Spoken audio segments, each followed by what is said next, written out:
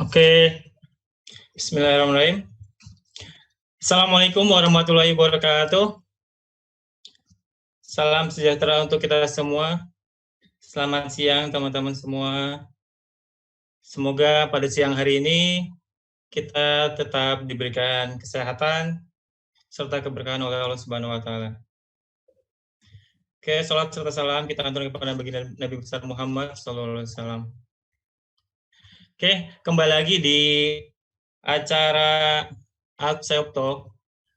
Acara hari ini adalah acara sesi kedua.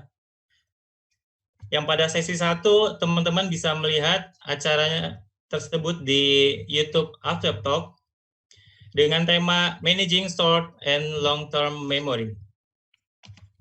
Oke, sebelum kita mulai acara hari ini, kita sapa dulu ya. Teman-teman ini dari daerah mana aja nih? Teman-teman boleh tulis nama dan daerahnya dari mana nih? Silakan tulis di kolom chat.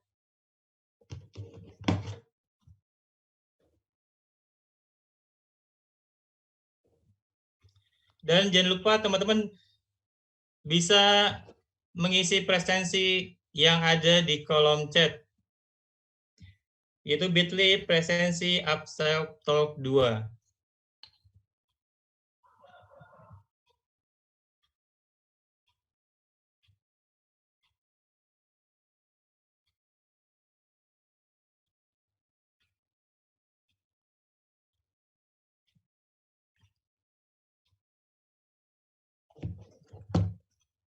Oke, alhamdulillah hari ini yang sudah bergabung yaitu 50 peserta. Oh, ini ada dari Kak Sela kita dari Jakarta, Masya Allah. Kak Nur Aini dari Jagakarsa. Wah, ini ada yang dari Aceh, Kak Nadia. Masya Allah ya. Oke, agenda hari ini di Self Talk yang kedua dengan tema Manage Our Emotion, itu diacarakan oleh Self Talk Self Indonesia, dan bekerja sama dengan Software Organizer, Your Partner Event. Kalau kita, wah, Masya Allah ya. Ini ada yang dari Kaltim, Kak Husna, ada dari Jabar, Kuningan, Kak Taris, Kak Alvin Sofian dari Tegal, Jateng, Kak Nurul Hidayah Tanjung dari Medan, Masya Allah. Oke, terima kasih juga kepada tamu undangan dari Bapak Sumedi SE dari Komisioner KPAID Kota Bogor, kemudian Bapak Dudi Sriardin, Esos MM, Ketua KPAID Kota Bogor, dan kita alhamdulillah ada tamu undangan kita yaitu Kak Ahmad Rohani SM dari Mega Suara. Alhamdulillah sudah hadir. Dan acara pada hari ini, insya Allah saya sebagai MC dari Software Organizer dan dimoderatori oleh Kak Safa. Kita sapa dulu Kak Safanya. Assalamualaikum Kak Safa. Suaranya belum di unmute Kak.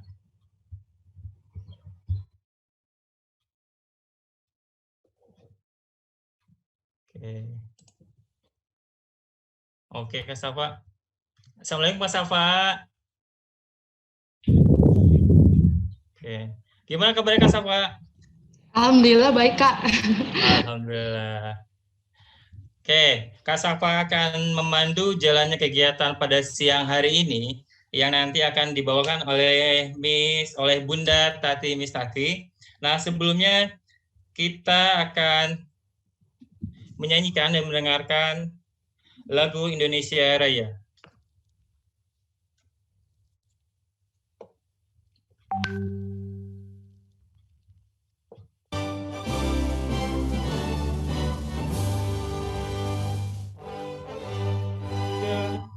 Tanah air, tanah tumpah darah.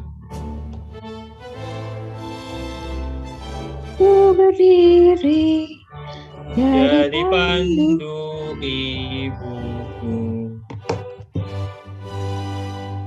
kebangsaan, tanah airku, marilah kita bersatu.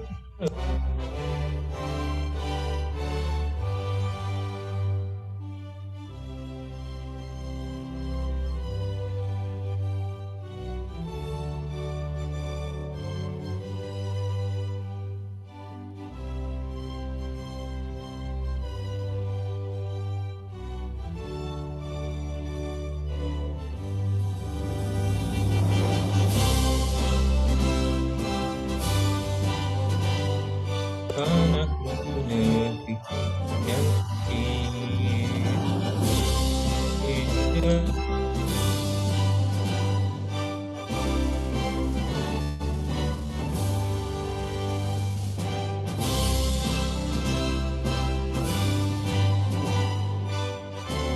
Negeriku yang suci, merdeka, merdeka, hiduplah Indonesia Raya.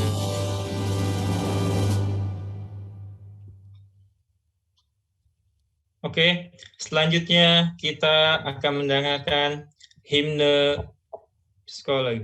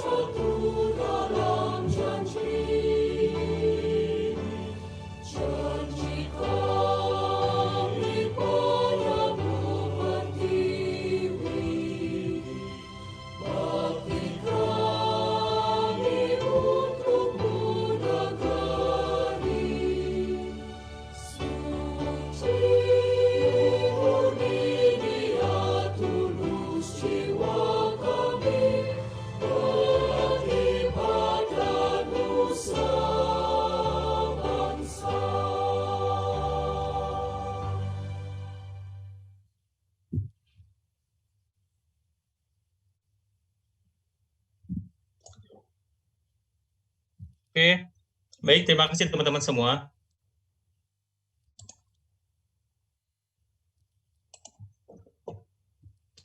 Oke, untuk yang selanjutnya, acara Abstract Talk sesi 2, Manage Our Emotion, akan dipandu oleh Kak Safa. Kak Safa, halo.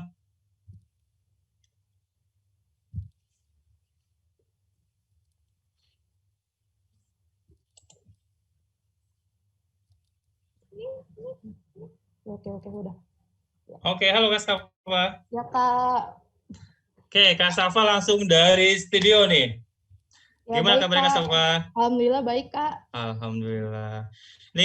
Alhamdulillah nih Kak Safa, peserta kita itu datang dari jauh-jauh, tapi Wah, tidak memupuskan semangatnya untuk belajar. keren banget ya, Kak. Belajar pada siang hari tentang manage our emotion. Ya, Ini ada yang dari Kabupaten Sinjai, Sulawesi Selatan, kemudian dari Medan, ada yang dari Cikarang, ada yang dari Kaltim, Kak Husna. Oke, baik. Langsung saja, saya serahkan open mic-nya nih kepada Kak Safa. Silakan Kak Safa. baik, Kak. Terima kasih, Kak, telah memberikan saya kesempatan untuk berbicara kali ini. Sebelum saya menyampaikan CV dari pemateri kali ini, sebelumnya izinkanlah saya untuk memperkenalkan diri saya. Saya Syafa Briani sebagai moderator Upsell Talk kali ini. Mungkin teman-teman sekalian bertanya-tanya apa itu Upsell. Jadi Upsell merupakan salah satu perusahaan startup atau rintisan yang bergerak di bidang kesehatan mental dan psikologi. Dan tujuan dari Upsell itu sendiri adalah untuk membangun awareness dari masyarakat dalam kesehatan mental dan untuk mencari psikolog profesional jika teman-teman sekalian membutuhkannya. Oke, saya akan membacakan CV dari pemateri kali ini.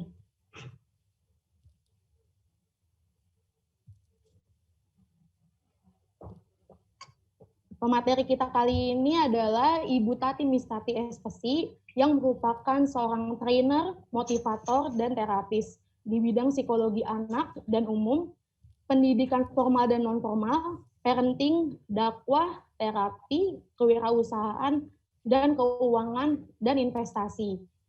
Kemudian beliau pernah menempuh pendidikan S1 di Universitas Tarumanegara, Jakarta. Kemudian beliau pun pernah menjadi aktivis remaja, kepala sekolah PAUD Anak Hebat pada tahun 2010, ketua Majelis Taklim Al-Muhairi selama 3 periode, pengurus Yayasan Al-Mukhlisin Gaperi 2010, Humas Yayasan Istana Bekasi pada tahun 2009, owner bimbel lembaga psikologi konselor sebagai terapis sampai sekarang. Kemudian beliau juga pernah menjadi trainer motivator sebagai terapis, woman entrepreneur sampai sekarang, dan owner Toro Production. Beliau juga pernah mengeluarkan karya buku 3 peran inspirasi dunia pendidikan, pendongeng wanita, dan manajemen wirausaha. Baik, tanpa perlu berlama-lama, saya izinkan Bu Tati untuk menyampaikan materi kali ini.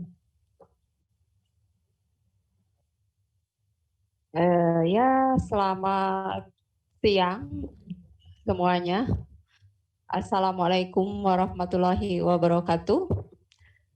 Di sini semua sudah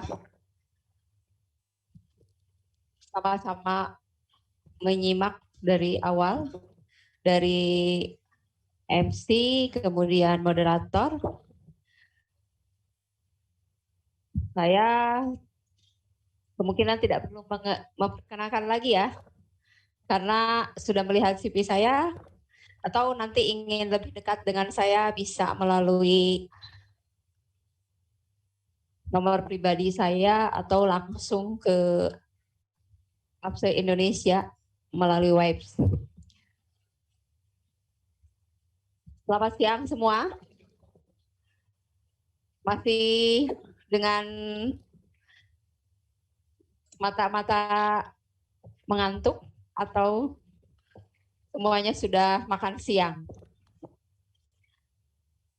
Insya Allah kita akan sama-sama membahas tentang The Emotional Safe Program atau bagaimana kita membuat program diri ya. Sebelum Upsell Talk yang kedua ini ada yang pertama yaitu tentang memori jangka pendek dan jangka panjang. di mana saya akan memperjelas kembali ya, dalam hidup kita ada 3 yang harus kita pahami supaya hidup kita stabil. Yang pertama memori, emosional, dan sensori. Insya Allah nanti di episode yang kedua yang ketiga kita akan bertemu lagi untuk pembahasan sensori. Jadi untuk siang ini kita akan membahas tentang emosional diri. Apakah itu emosional? Nah, ini ada 8 emosional yang semua manusia memiliki. Depression, happiness, jealous, anxiety, anger, calmness, apathy, fear. Memang dari sekian emosional yang kita miliki ya, dari 8. Ini semuanya yang tingkatan paling tinggi adalah depression. Semua 8 emosional ini harus stabil. Jika kurang atau lebih, maka ada indikasi atau ada kemungkinan psikologi kita akan bermasalah. Depression, saya akan memberikan contoh sedikit. Dari sekian tes, ketika seseorang depresi, ada kejadian-kejadian yang terjadi secara bertahap. Yang pertama, contoh ya, ketika seseorang pindah sekolah. Pindah sekolah ini akan berpindah dengan kondisi teman-teman, kondisi lingkungan sekolah, kondisi guru. Awalnya hanya rasa yang dirasakan ketika pindah sekolah senang.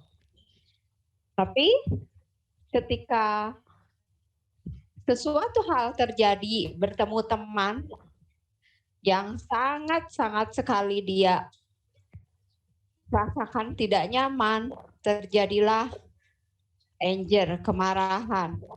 Kemudian tambah menjadi jealous.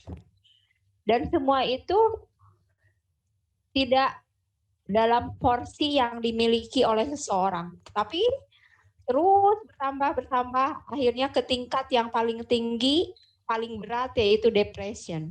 Jadi depression ini tingkat yang paling berat di antara emosional diri kita. Oke, itu yang saya berikan gambaran contohnya. Next.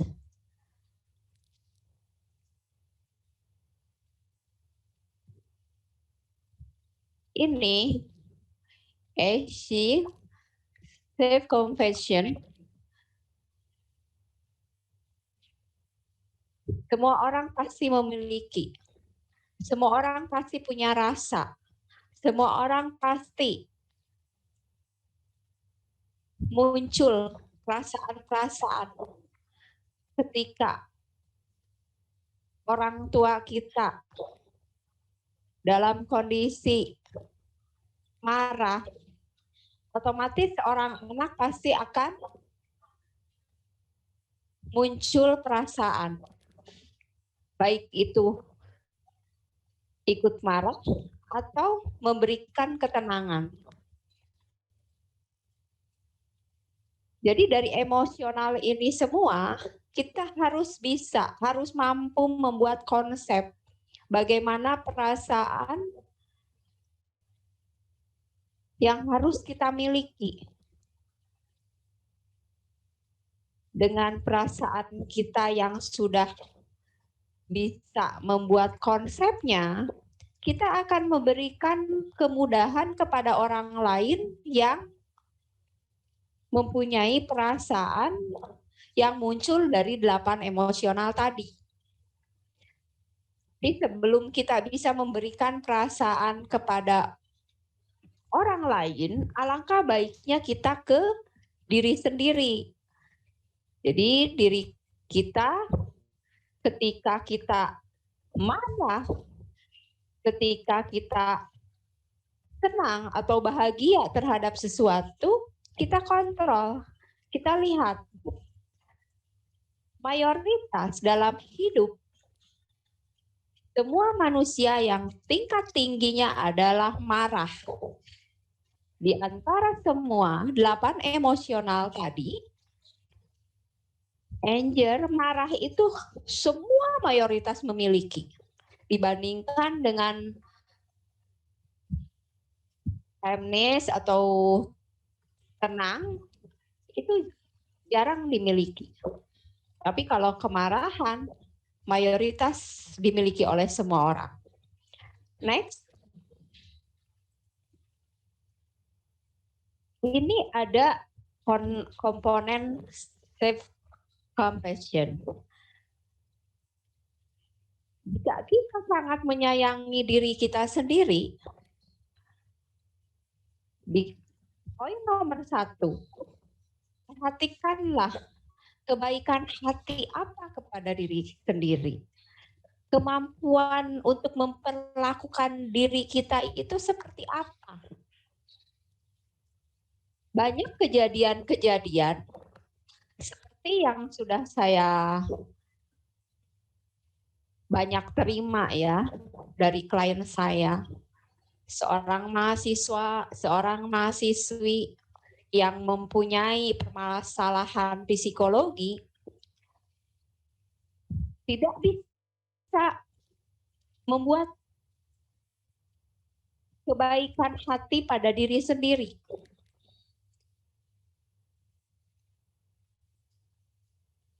Jika kita memiliki kebaikan hati pada diri sendiri, tidak akan mudah menghakimi diri sendiri. Kemudian poin 2, next to others, keterhubungan dengan orang lain. Jadi hidup ini kita tidak pernah lepas dari orang lain. Kita pasti akan berhubungan dengan orang lain. Kemudian poin 3, mindfulness-nya.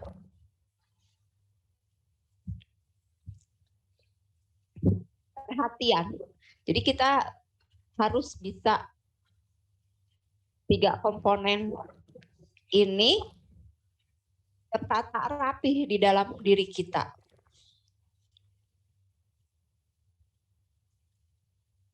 Next.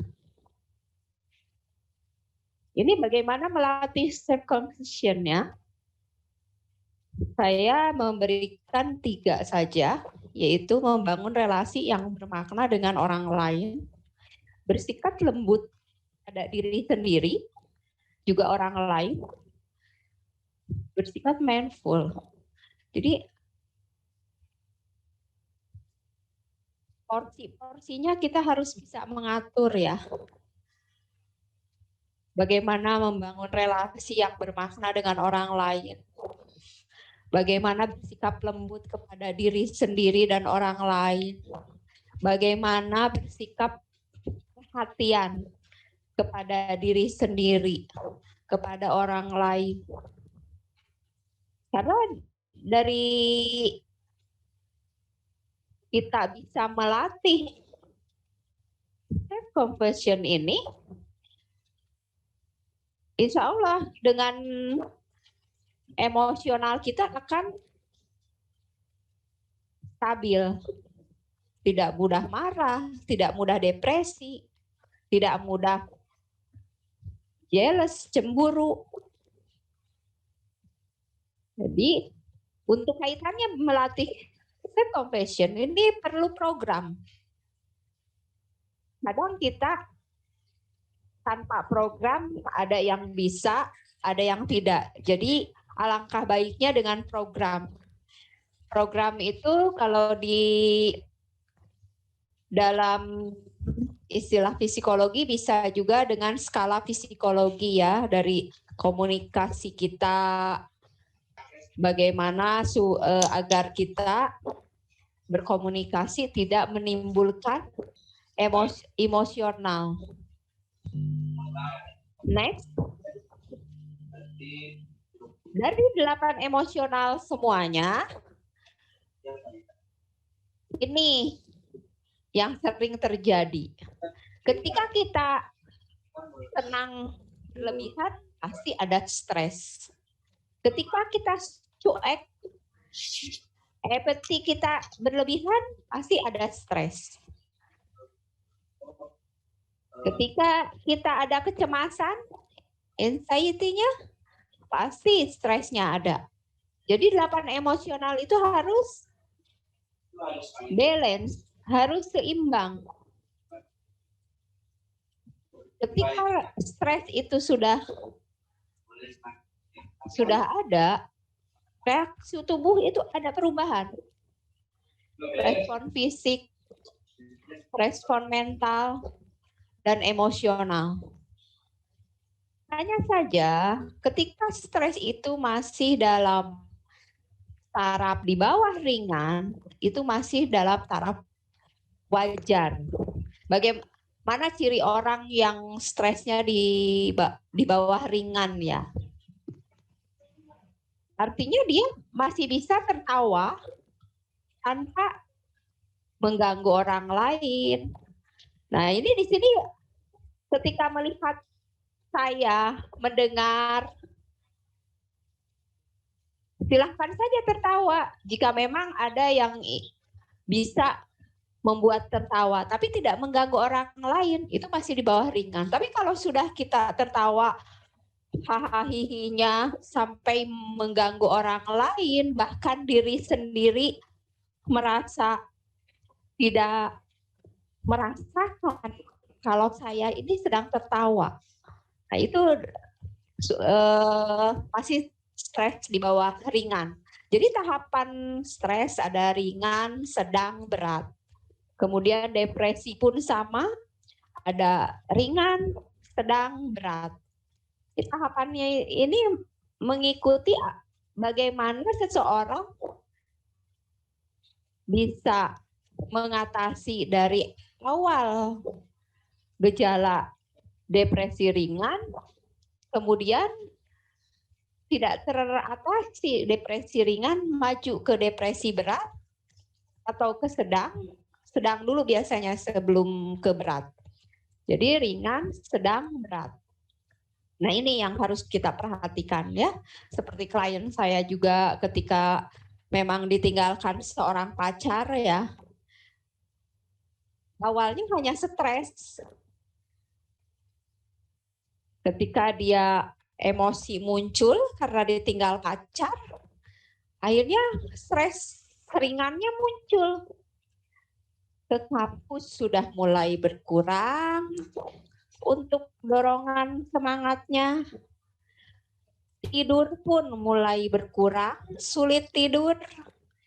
Nah, itu terus berangsur-angsur tidak dia mencari siapa teman, siapa orang yang bisa kita lakukan untuk berhubungan, komunikasi, menceritakan apa yang kita rasakan.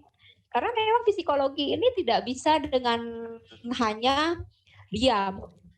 Psikologi kita ini harus beraksi atau ada action, baik kita bercerita maupun kita mengeluarkan gerakan.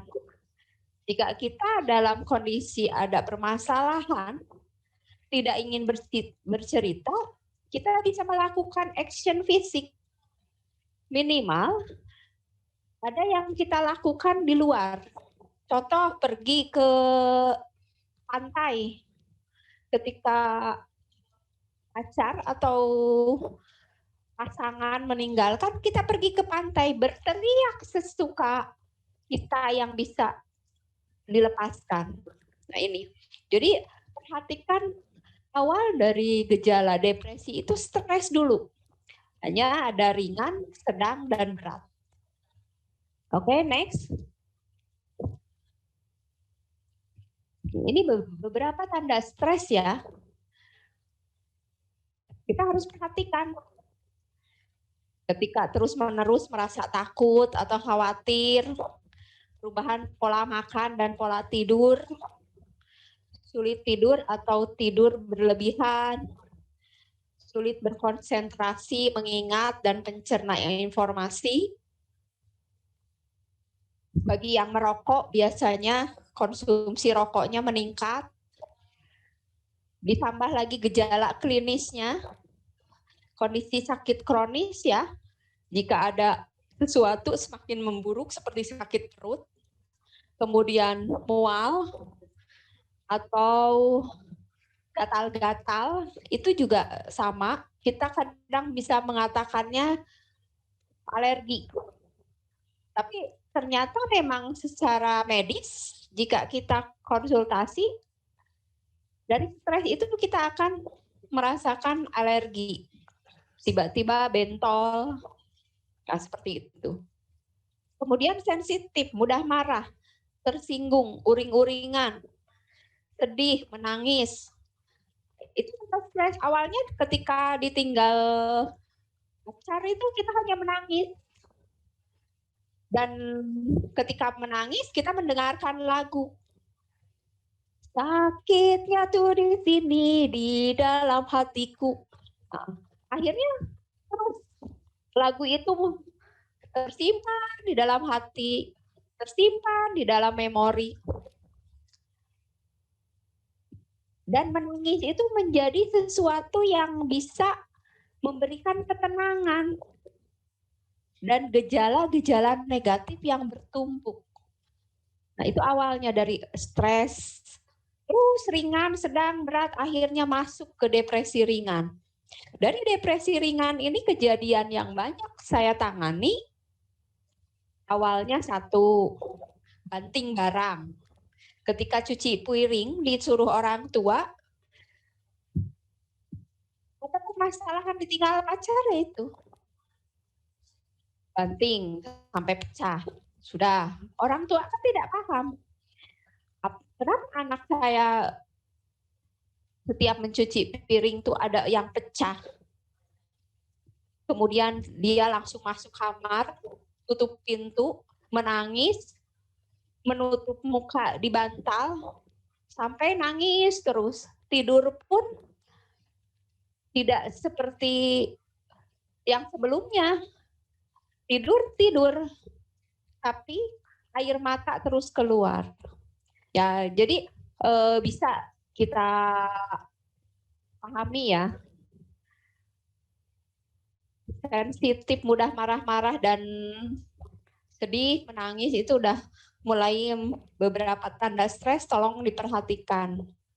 Mayoritas saya lihat di sini peserta siang ini anak-anak muda ya. Karena memang saya juga banyak yang menangani, hampir jumlah yang saya simpan di administrasi saya, klien saya ini, anak-anak muda ini banyak yang kena depresi. Ya memang terutama wanita ya. Alhamdulillah kalau untuk laki-laki hanya sedikit jumlah klien saya. Kemudian tidak merasakan apa-apa. Merasa kehilangan motivasi, tenggelam. Nah, semua teman-teman di sini untuk bisa perhatikan tanda-tanda stres ini ya. Hanya saja biasanya kalau diri sendiri tidak bisa merasakan. Jadi harus bisa dibantu oleh teman yang lain, apakah saya stres atau tidak, itu bisa dibantu, terutama anggota keluarga, kakak atau orang tua.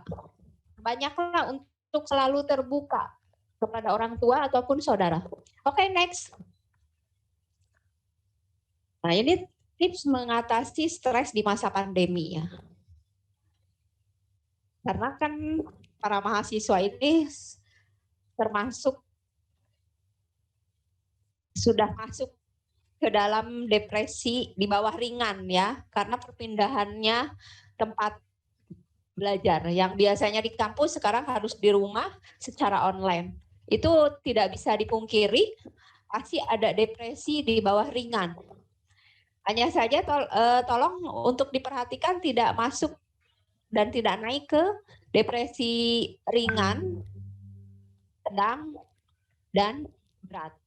Ya, jadi lakukan hal-hal yang baru yang menunjang pembelajaran sekolah atau aktivitas pekerjaan. Tidak sering mengamati area zona merah COVID-19. Yang terutama adalah menyayangi kesehatan diri sendiri. Karena banyak orang yang tidak bisa memahami kesehatan diri sendiri. Terutama ketika terjadinya perpindahan tempat belajar dan kerja. Ya. Jadi ini tips yang mengatasi stres di masa pandemi. Baiklah. Saya akan kembali ke yang pertama ya.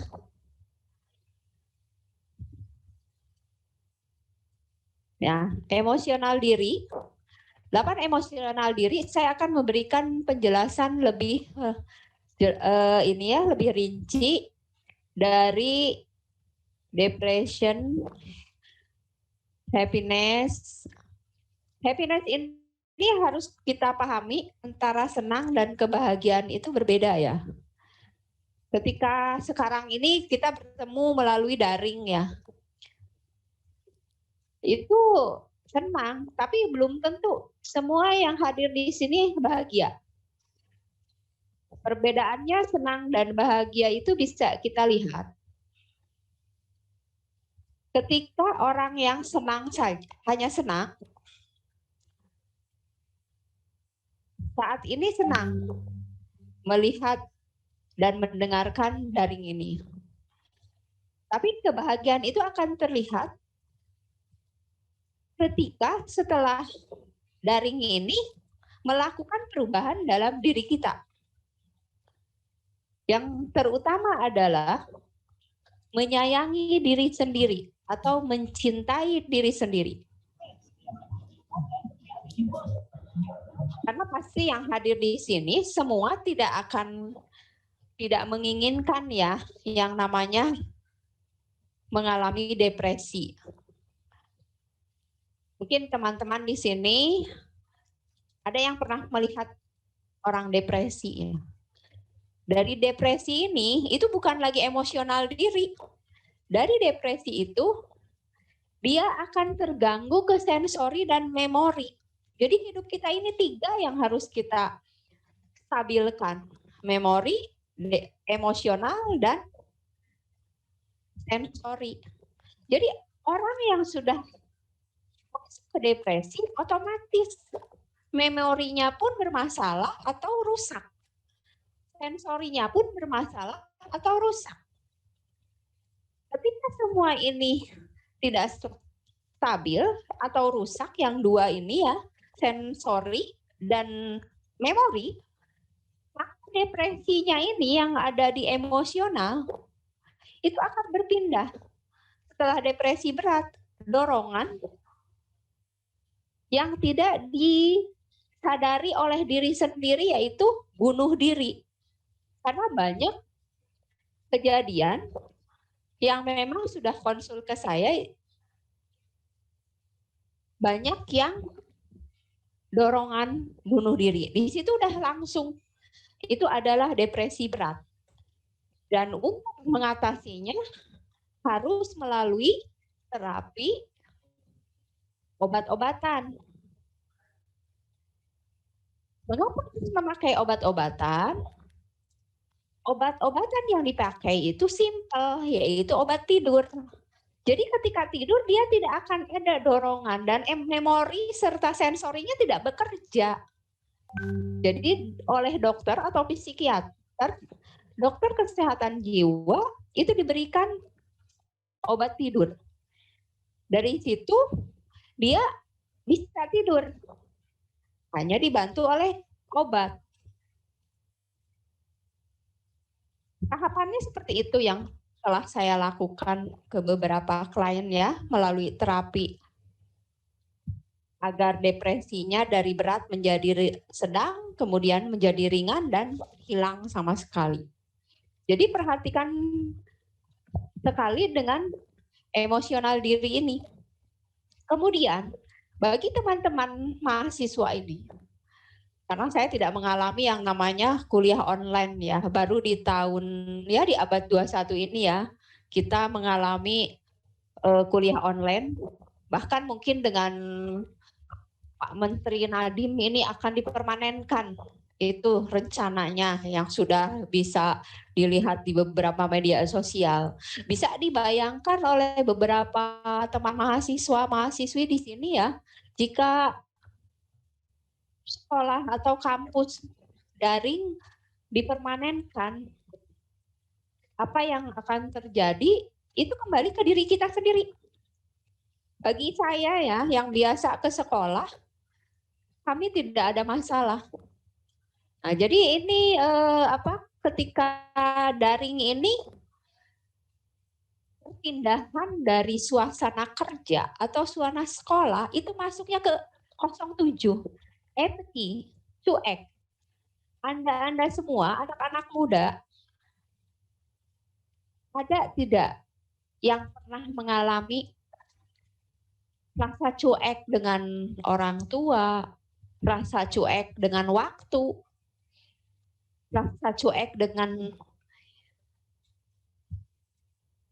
suasana hati dan penampilan? Mayoritas daring, nggak usah mahasiswa ya, anak-anak SD pun daring itu tidak mempersiapkan diri tetap memakai baju rapih di hadapan laptopnya, pasti santai. Itulah perpindahan kondisi kerja atau sekolah, itu yang disebut cueknya. Tidak peduli dengan hal-hal sebelumnya. Saya pun berusaha untuk memaksimalkan diri agar emosional diri kita yang 8 ini stabil. Jadi saya tidak cuek ketika daring dengan siapapun, terutama penampilan diri kita ini tetap seperti biasa kita kalau ke kampus, berpakaian rapi, bangun pagi tetap. Nah itu, ketika seseorang ini sudah ada empatinya tinggi atau berat, otomatis dia tidak akan bisa melakukan kelangsungan bersosialisasi seperti sebelumnya. Dia akan bertambah ke permasalahan psikologi berikutnya. Ini. Itu yang saya berikan beberapa contoh ya. Nanti kita bisa diskusi lagi apa yang pernah kita alami selama pandemi ini, diberikan kuliah daring.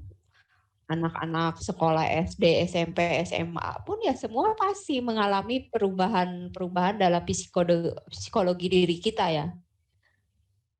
Tapi bukan berarti bahwa kita ini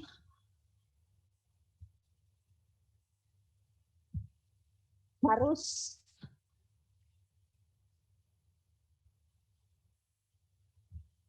berusaha. Jadi kita harus bukan berarti kita pasrah, tapi kita harus berusaha. Apapun yang kita alami di masa pandemi ini ya, kita lakukan sama seperti kita berangkat ke kampus pagi, bangun pagi, tetap harus seperti sebelumnya. Agar hati dan psikologi kita ini stabil. Jika kita mengikuti perubahan yang terjadi, saya jamin pasti banyak perubahan-perubahan dalam diri kita ini yang akan yang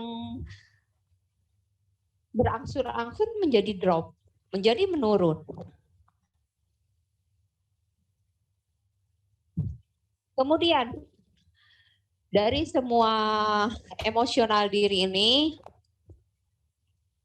kita kadang melihat ya, ada beberapa orang mungkin dalam lingkungan teman-teman kampus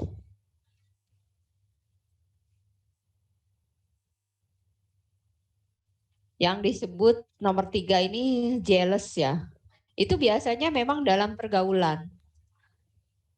Jealous ini tidak terlihat dan tidak bisa kita amati secara detail. Itu akan muncul secara tiba-tiba. Nah, ini yang banyak terjadi di antara teman-teman kampus ya. Jadi apa yang kita rasakan dalam 8 emosional diri ini, semua orang pasti punya. Semua orang pasti ada. Jadi tolong diperhatikan apa yang terasa berat di dalam diri kita. Karena kalau sudah tiba-tiba yang terjadi cueknya berat, otomatis lulus sarjana pun tidak ada rangsangan untuk bekerja. Diam di rumah, akhirnya orang tua yang kecewa dan bingung, baru dibawa kepada konselor seperti saya untuk dikonsul. Ada beberapa mahasiswa yang memang sudah sarjana, ya tidak ada rangsangan untuk bekerja ataupun bagaimana yang harus dilakukan. Karena memang EPT-nya tinggi, EPT-nya berat. Nah di situ. Next selanjutnya ke yang gambar kondisi kita ya. Tadi setelah saya sampaikan, setelah tanda stres itu ada gambar ya. Nah, tadi kan sudah saya sampaikan tanda stres, next. Ya ini.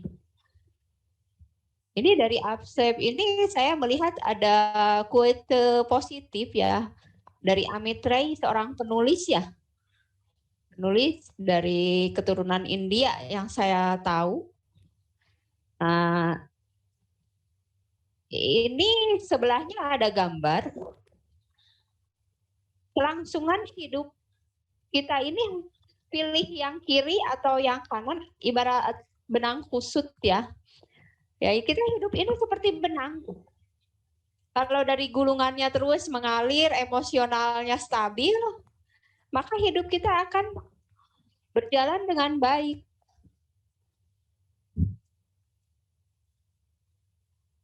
Berbeda dengan kehidupan kita yang seperti benang kusut ini. Emosionalnya sudah tidak stabil, berantakan, memori juga sama, sensori juga sama. Sudah, hidupnya harus dirujuk ke bagian psikologi, bisa dokter kesehatan jiwa atau kepada konselor seperti saya atau terapis juga untuk memperbaiki 3 yang tadi saya sebutkan, yaitu sensori, memori, dan emosional. Ini artinya ya, mungkin ada yang bertanya-tanya quote dari Amit Ray ini, Anda tidak sendirian dalam pergumulan hidup, seluruh kosmo bersama Anda. Itu berkembang melalui cara Anda menghadapi dan mengatasi tantangan hidup, menggunakan segala sesuatu yang menguntungkan Anda. Jadi,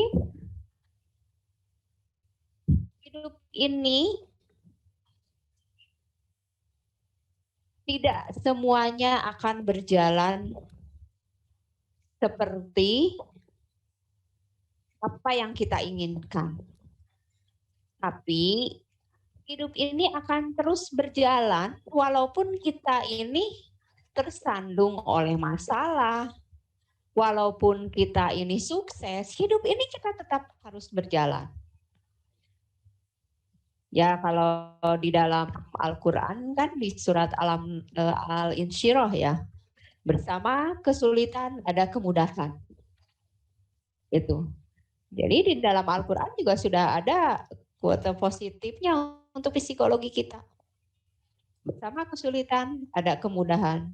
Tidak ada masalah yang tidak ada solusinya atau tidak bisa diselesaikan. Jadi kita ini tidak sendirian, tapi bukan berarti teman kita itu orang-orang di sekeliling kita. Teman kita itu adalah diri kita sendiri. Ketika kita berurusan dengan masalah atau dihadapkan dengan masalah, kita sendiri yang harus menjadikan diri kita sendiri itu adalah teman. Karena orang lain bukan bagian dari solusi yang bisa membantu diri kita. Yang bisa membantu diri kita adalah diri kita sendiri. Dari keseluruhan ini, intinya memori, emosional, sensori harus diprogram. Di AP2I, yaitu Asosiasi Psikologi Positif Indonesia, yang terbentuk belum lama, kurang lebih 4 tahun ya. Beliau, ketuanya juga beliau adalah dosen Maranatha. Kita membuat beberapa terapi-terapi emosional. Ada terapi melalui seni, ada terapi melalui alam, kayak itu. Jadi terapi itu bukan untuk orang yang sakit diterapi. Orang yang bermasalah psikologi diterapi. Tapi diri kita, lebih baik kita ini sedia payung sebelum hujan kan. Sebelum kita ada sakit, sebelum kita ada permasalahan, lebih baik kita sayangi diri kita sendiri. Terapi secara mandiri. Baik dengan menggambar ya, atau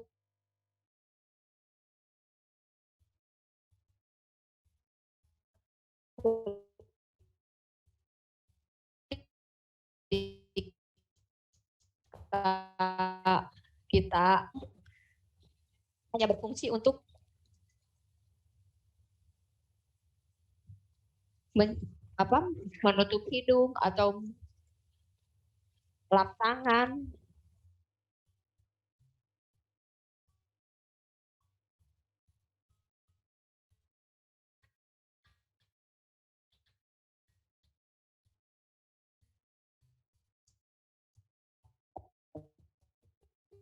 Sebenarnya fungsinya banyak. Terapi mandiri, ada cara seperti ini.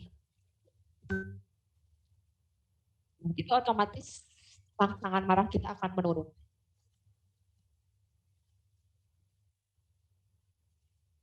Nanti bisa yang lain yang belum mengikuti webinar sebelumnya bisa dilihat di YouTube ya, atau nanti kita bisa diskusi lebih lanjut lagi. Jadi ini contoh kecil, tapi masih banyak terapi-terapi yang bisa dilakukan untuk menyayangi diri kita sendiri ya. Dan intinya dari gambar ini, hindarkan isi kepala kita penuh dengan hal-hal yang belum terjadi, hal-hal yang menurut analogi diri sendiri atau persepsi diri sendiri. Karena kita manusia itu hampir mayoritas banyak menyimpan persepsi di dalam memori. Itu yang akhirnya timbul emosional. Untuk di zaman media sosial sekarang ini ya lebih dikenalnya dengan netizen ya. Apapun yang kita posting pasti netizen muncul bermacam-macam. Tapi biasanya netizen muncul itu dari postingan-postingan yang sifatnya memancing emosional netizen juga. Oke, masih ada waktu ya? Masih? Setengah jam. Ya. Baik, lanjut lagi dengan permasalahan yang saya sampaikan tadi. Bagaimana kalau memori kita penuh? Seperti yang dilihat di gambar ini ya. Oh ya. Oke. Ini bentuknya seperti benang ini. Bisa dibayangkan ya. Kalau kita persepsi banyak, memori kita penuh seperti ini, hidup kita ini akan seperti apa. Tapi berbeda dengan terus mengalir. Aktivitas kita, memori kita itu berjalan lancar. Tolong diperhatikan. Baik, ini next selanjutnya sudah selesai. Nah, dari moderator ya kita bisa berbincang untuk materi ini. Silahkan. Iya Bu, ini mungkin teman-teman sekalian banyak yang bertanya-tanya ya. Sebenarnya dari saya dulu nih, Bu Tati, saya ini mungkin teman-teman sekalian pernah ngalamin sulit tidur atau tidur berlebihan selama pandemi, mungkin karena stres atau cemas. Itu gimana Bu, menurut Ibu, cara menghadapi hal tersebut bagaimana? Untuk mengatur pola tidur tersebut. Baik. Kejadian yang disampaikan Safa itu memang hampir keseluruhan terjadi ya. Nah, mengatasi sesuatu yang memang yang terjadi dalam diri kita seperti tidur, itu kita harus membuat program diri kita yang disebut program cinta diri ya. Jika kita cinta diri, kita harus program. Siklus tidur itu harus sesuai. Siklus tidur itu skala fisikologinya untuk usia dewasa 20 tahun sampai usia 40 tahun, itu skala fisikologinya 9 jam. Nah, betul, Bu. Hanya saja 9 jam ini tidak terus-terusan. Terutama yang harus diperhatikan adalah tidur malam. Kita bisa memakai program yang disampaikan oleh baginda Rasulullah, tidurlah lebih cepat, bangun lebih awal. Itu bisa seperti itu. Jadi teman-teman di sini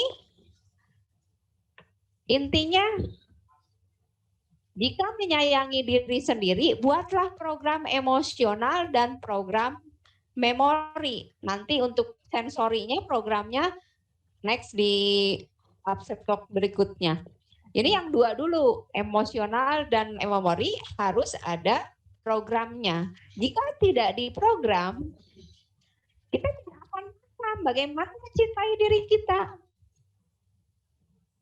Contoh untuk diri sendiri ya, seperti ibu, karena ibu menyayangi diri sendiri, jadi ada kegiatan pun jadwalnya benar-benar diatur agar pola tidur dan pola istirahatnya tidak merusak diri sendiri. Kemudian bagi mahasiswa ini yang memang sebagian mengikuti jadwal dari dosen ya.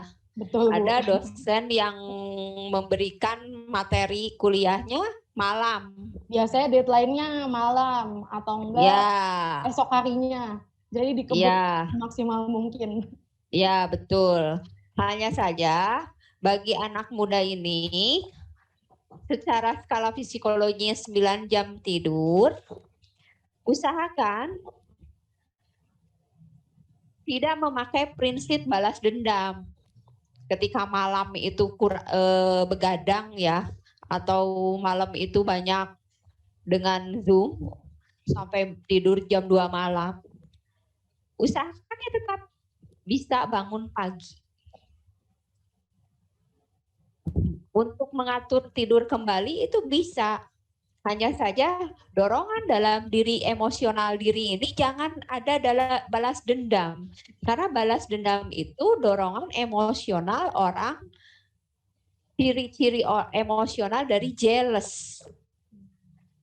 Ciri-ciri orang dari marah. Jika tidur kita adalah balas dendam, artinya kita sudah memunculkan kemarahan untuk diri sendiri, tidak menyayangi. Bagaimana dengan tidur yang tidak balas dendam? Satu waktu ketika kita akan tidur semuanya sudah tertata. Makan kita sudah, mandi kita sudah, membantu orang tua kita sudah. Barulah kita ambil waktu tidur. Tapi jika kita balas dendam, orang tua juga tidak kita bantu, makan kita juga dilewati, mandi juga dilewati.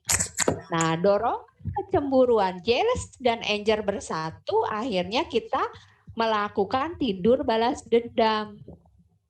Perhatikan mayoritas anak-anak muda ataupun orang tua dewasa ya sama. Yang namanya tidur balas dendam itu sering terjadi. Jadi untuk siasatnya banyak tidur di masa pandemi ini, perhatikan berapa jam dalam sehari. Jadi program untuk diri, jika kita mencintai diri sendiri, memang program itu harus kita hitung. Jadi harus dikontrol kita catat. ya, Bu? Ya, harus dikontrol. Kalau tidak dikontrol, kita tidak mencintai diri sendiri. Orang yang mencintai diri sendiri itu tidak mengalir seperti air. Pasti akan dibuatkan program. Akan terasa nikmat karena saya memang termasuk orang yang mencintai diri sendiri dan sudah membuat program sejak dari usia remaja. Jadi Gitu. intinya mencintai diri sendiri ya, Bu? Ya, jadi ketika kita sudah mencintai diri sendiri, otomatis kita paham tidurnya harus seperti apa. Yang utama adalah hindarkan tidur balas dendam karena tidur juga kan masuk dalam kategori emosional diri, yaitu ketika bahagia pasti kita akan terasa ngantuk dan tidur. Tapi kalau orang dalam emosional dirinya marah, cemburu, itu tidak akan bisa tidur dengan tenang. Mencintai dan mengenal diri sendiri ya, Bu? Ya, itu yang utama. Kemudian saya ingin bertanya nih, Bu. Stres yang menumpuk bisa mengakibatkan depresi. Jadi intinya stres itu nggak boleh ditekan ya, Bu, nggak boleh di-repress istilahnya. Ya, intinya nggak boleh ditumpuk. Ketika sudah terasa diri kita ini makan kurang karena ada yang masuk di memori kita itu terus masuk lagi. Berusaha untuk menghilangkan di memori kita apa yang kita rasakan, tapi tetap masuk sehingga makan kita sudah mulai berkurang. Nah, itulah stresnya itu bertumpuk. Sedikit demi sedikit ya akhirnya berpindah ke depresi. Sedikit-sedikit mengumpuk jadi bukit depresi. Ya, Bu. Oke, saya juga mau nanya nih, Bu, terkait. Ya. Tadi Ibu bilang hidup itu seperti benang yang tergulung hidupnya akan lancar. Ketika hidupnya seperti benang kusut, maka akan berdampak pada emosional diri kita. Tadi Ibu bilang seperti itu, jadi hidup kita tuh memang harus dikelola dengan baik ya, Bu. Jangan emosional kita harus benar-benar ditata dengan baik agar hidupnya lancar di kemudian hari gitu ya, Bu. Ya, betul. Jadi kita harus paham ketika kita ini harus marahnya seperti apa. Karena memang dalam hidup seseorang itu mayoritas memang marah itu bergandengan dengan depresi. Dan tingkatan marah itu memang semua orang di dunia ini marah itu paling utama.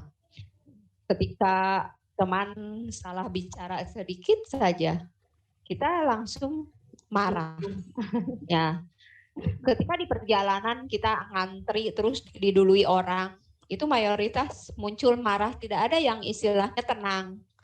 Ya sudah, seperti kita ini oleh pemerintah dianjurkan cuci tangan, pakai masker, jaga jarak.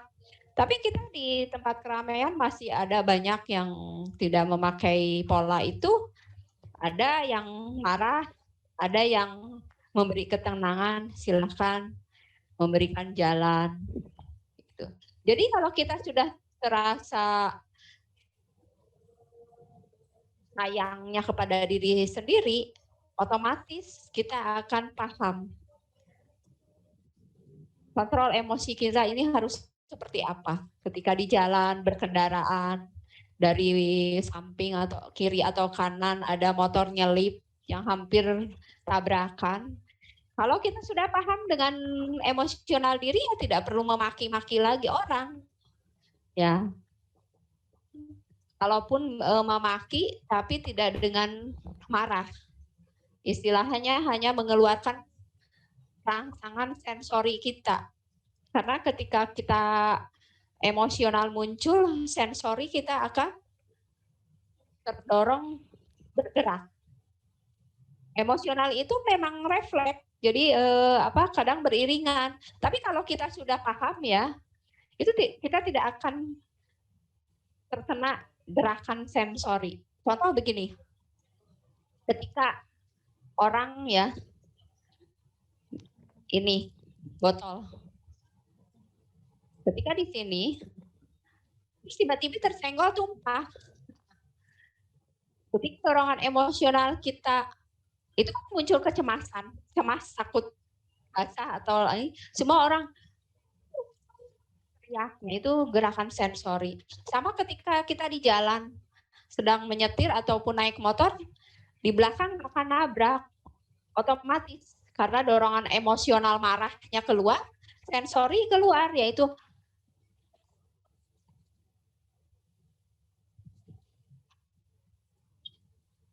Maaf Bu, suaranya tidak terdengar. itu. Ya. Ya, sudah? Ya sudah. Nah, contohnya seperti itu. Jadi kadang kita tidak paham ya. Marah itu ada kualitasnya dan ada presentasinya. Ketika presentasi marahnya itu rendah, otomatis sensori kita tidak bergerak. Mulut pun diam. Jadi ketika ada orang menyelip kendaraan kita, ya sudah cuma melihat saja, oh ya udah.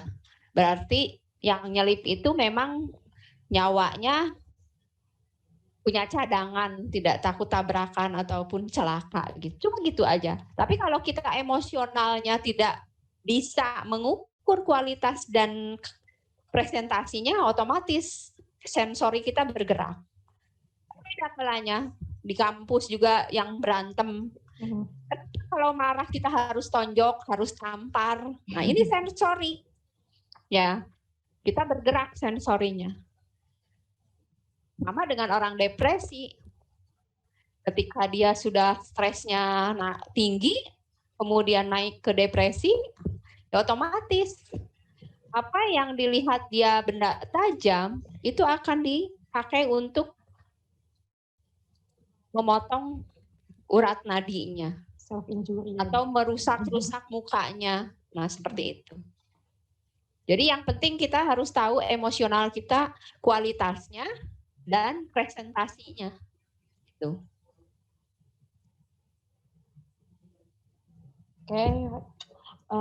Tadi Ibu juga menyinggung soal depresi rata-rata dialami oleh wanita, walau laki-laki juga dapat mengalami depresi. Itu apakah betul, Bu?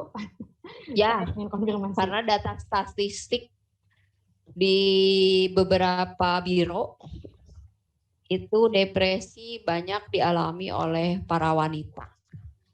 Gejalanya ya berbeda-beda.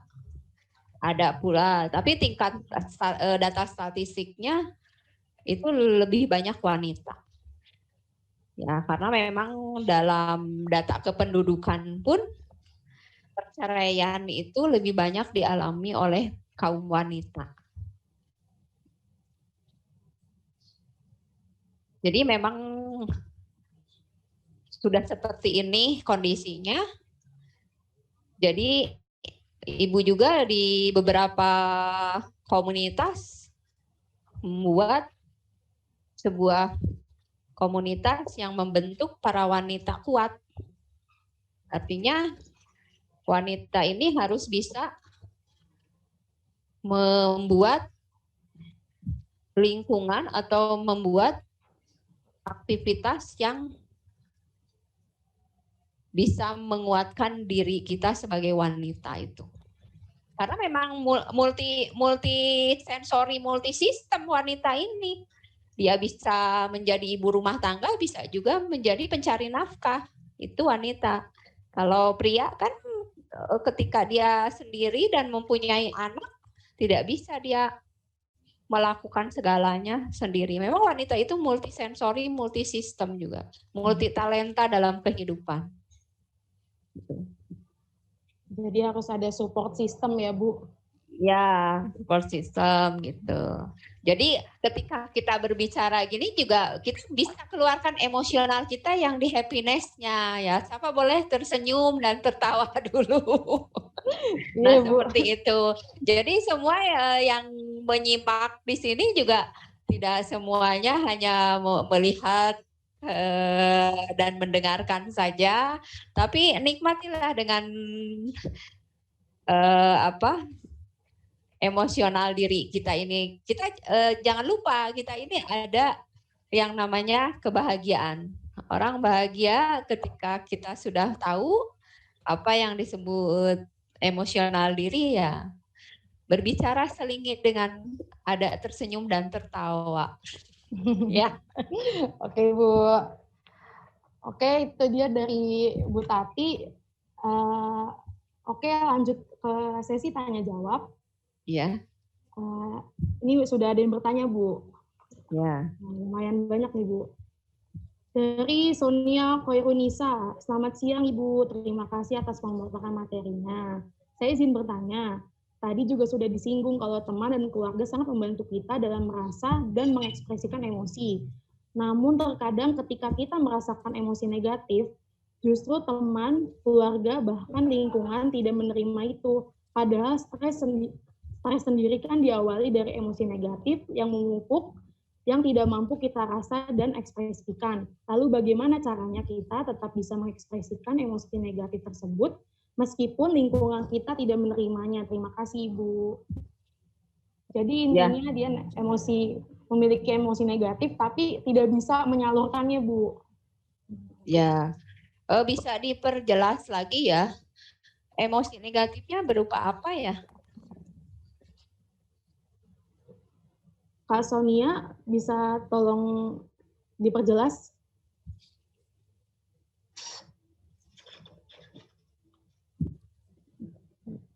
Belum ada tanggapan dari Kak Sonia-nya, Bu. Ya, karena emosi negatif itu harus secara rinci ya. Kita tidak bisa negatif itu seperti apa. Di kolom chat aja, Kak. Kak Sonia-nya nggak bisa di-unmute katanya. Bisa tolong boleh di kolom chatnya.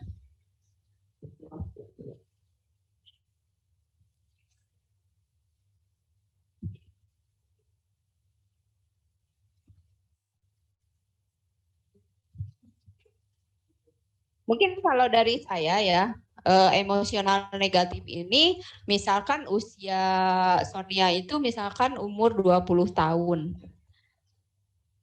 Nah, 20 tahun ini jika emosional negatifnya satu, berteriak ketika marah atas apa yang tidak sesuai atau tidak disukai. Nah, ini pasti tidak akan diterima oleh semua orang karena udah usia 20. Ini sudah ada, saya bisa baca ya. Jadi terkadang kita merasa sedih terhadap suatu kegagalan dan keluarga atau teman sering menganggap nggak usah sedih sama kegagalan. Ya, jadi Dengan kegagalan itu, semua orang pasti merasakan sedih. Hanya saja, kita lihat usia kita. Kalau usia kita sudah 20, pahamilah. Semua kegagalan itu akan pasti dimiliki oleh semua orang. Hanya cerita hidupnya berbeda-beda. Kejutan hidupnya berbeda-beda. Gagalnya seperti apa? Versinya seperti apa? Kalau kegagalannya, satu, tidak lulus sekolah atau tidak naik kelas, pihak orang tua atau keluarga yang tidak memahami kegagalan ini sangat membuat sedih dan membuat kemarahan. Ini perlu adanya mediasi. Ya. Ketika marah-marah terus dan negatif, tolong dicek kembali. Ada kemungkinan bukan dari kegagalannya, tapi kemarahan yang negatifnya itu karena sikap keluarga dan orang tua yang tidak memahami. Itu. Jadi bukan dari kegagalannya. Karena sikap dari orang lain itu akan mendorong responsif kita, attention kita ada perubahan. Ya. Yang penting lihat skala psikologinya.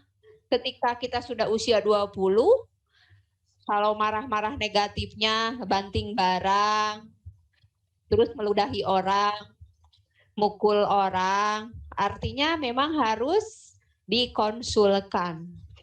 Tapi kalau hanya cemberut, diam di rumah, itu perlu mediasi antara keluarga. Ya. Lihat kembali ke skala psikologinya ya. Jadi hidup kita ini harus selalu melihat skala psikologi. Emosional pun sama. Mungkin itu buat Sonia. Apa Kak Sonia sudah terjawab?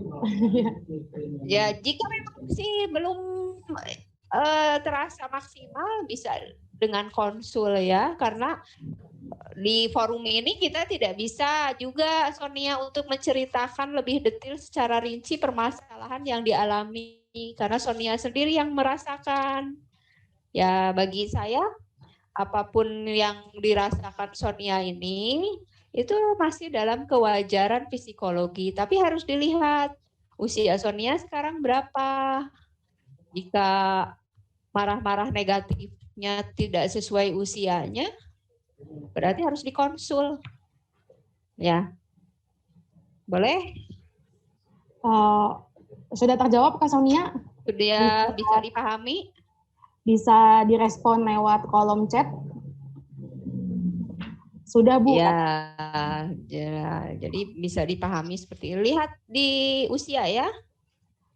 Kemudian dari Friska Dwita El Karima.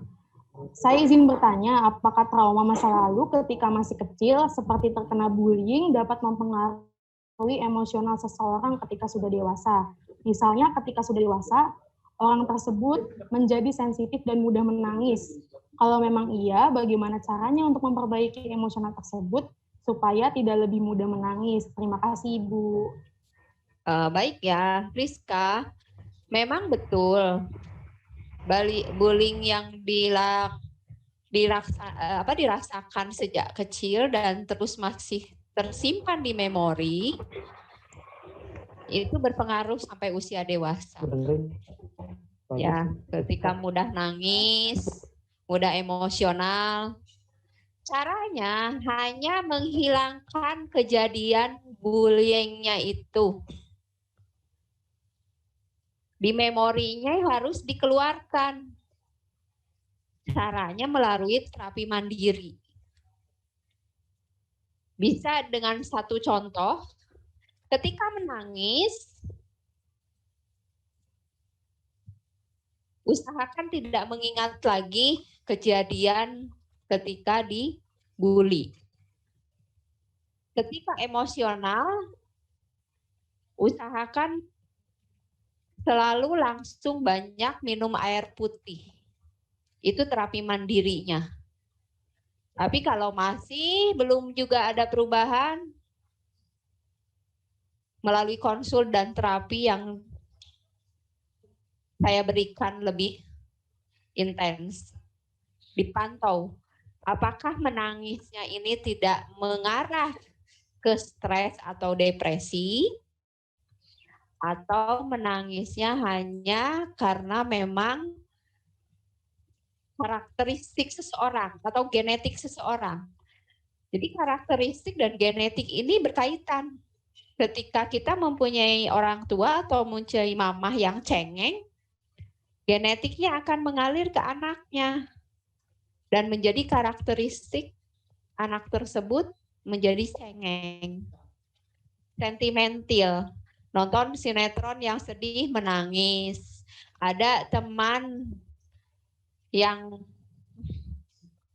istilahnya kejadian sakit atau meninggal kita langsung keluar air mata.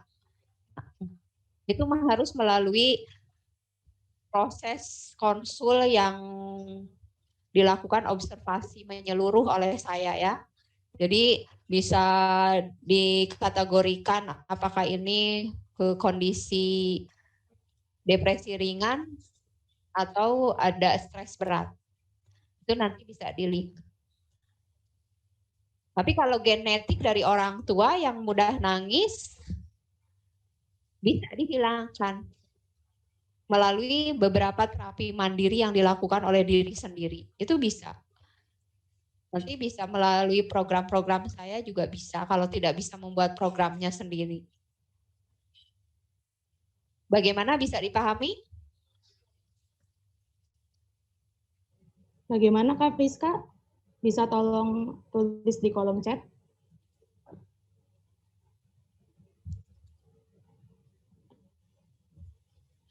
Oh baik Bu, terima kasih banyak, sudah paham katanya. Kemudian ada lagi nih Bu, pertanyaan dari Nadia Khairani. Saya mau bertanya bagaimana mengatasi overthinking Bu? Ya, overthinking itu sebenarnya jarang dimiliki orang ya. Itu biasanya dimiliki dari orang-orang yang memang terpengaruh oleh pergaulan juga dan lingkungan keluarga ya. Jadi setiap kejadian ataupun setiap permasalahan selalu menjadi pembahasan yang tiada terhenti. Jadi menjadilah overthinking. Jadi ketika ada satu kejadian di dalam rumah atau lingkungan seseorang, misal Nadia ini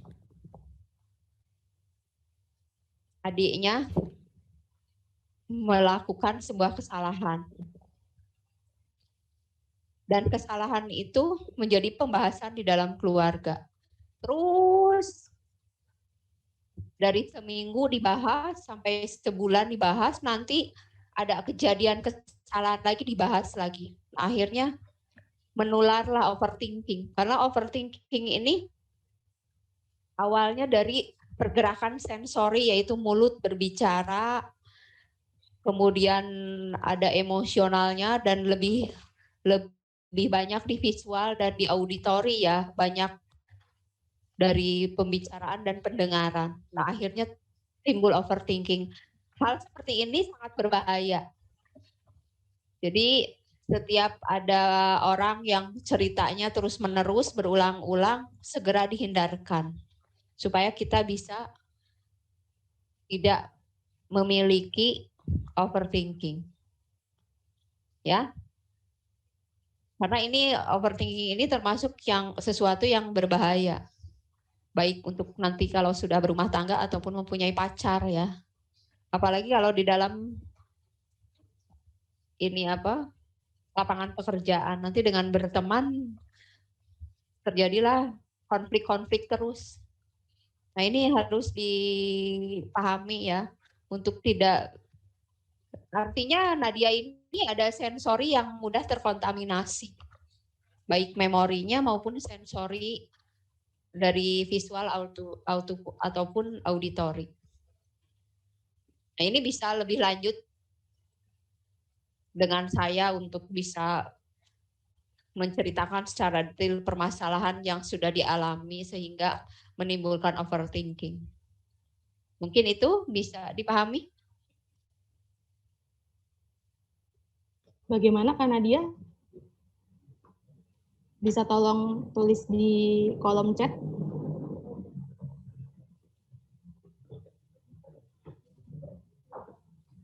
Oh baik Bu, terima kasih banyak. Oke, untuk teman-teman sekalian, mungkin ada yang mau bertanya lagi, silahkan tulis di kolom chat Zoom.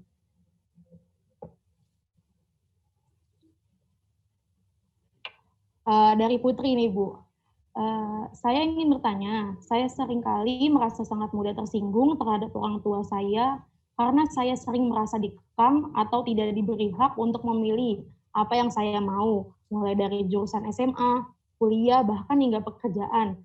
Ketika saya berusaha untuk menjelaskan apa yang saya mau dengan baik-baik, respon mereka selalu membuat saya merasa ingin snap karena merasa reaksi mereka berlebihan seperti mama nggak ngerti jalan pikiran kamu, atau ditertawakan ketika ingin kuliah dan pekerjaan seni yang dianggap remeh sama mereka. Bagaimana caranya agar saya dapat tenang berbicara dengan mereka apapun reaksi mereka?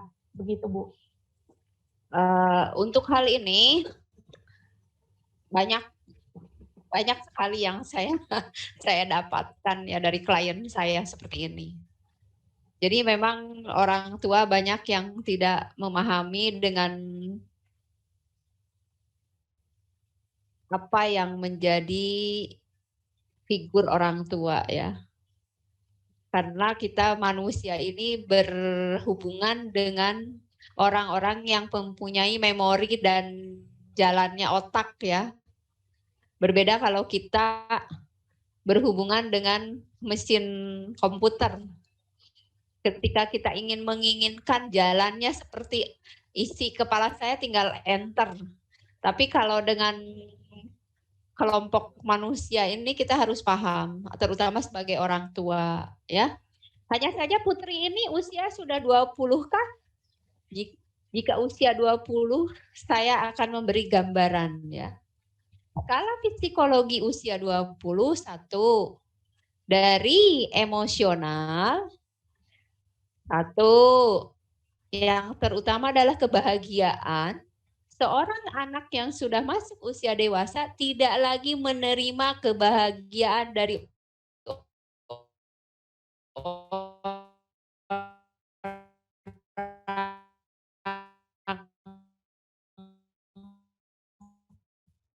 tua, tapi harus mencatat kebahagiaankah atau mau memberikan kesulitan ke orang tua. Bukannya tidak diberikan hak dalam memilih jika kita punya orang tua yang ingin menentukan anak sesuai apa yang di dalam pikiran orang tua. Bukan tidak memberikan hak. Karena secara hak itu ada 10 hak anak ya. Di KPAI juga sudah banyak yang tahu, atau di organisasi WHO ya, PBB, itu 10 hak anak itu memberikan pendidikan. Artinya orang tua sudah memberikan hak kepada anak, yaitu pendidikan. Tapi untuk memilih jurusan, ini perlunya wawasan bagi orang tua. Jadi anak bisa melakukan tes minat dan bakat. Ketika keluar hasilnya, serahkan kepada orang tua.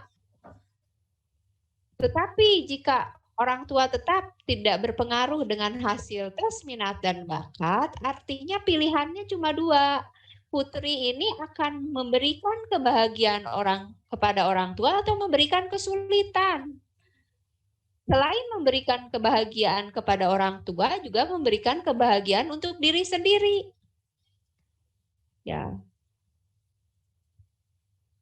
Kuliah dengan pekerjaan seni dianggap remeh oleh orang tua bukan artinya orang tua menganggap remeh, tapi memang wawasan dan pengetahuan orang tua tentang seni hanya sebatas itu. Jadi pilihannya cuma dua, mau memberikan kebahagiaan diri sendiri dan orang tua, atau mau memberikan kesulitan diri sendiri dan orang tua. Jika Putri masih merasakan atau mempunyai persepsinya orang tua yang tidak memberikan hak, maka akan memberikan kesulitan kepada diri sendiri atau kepada orang tua kesulitannya. Jadi pilihannya cuma dua ini.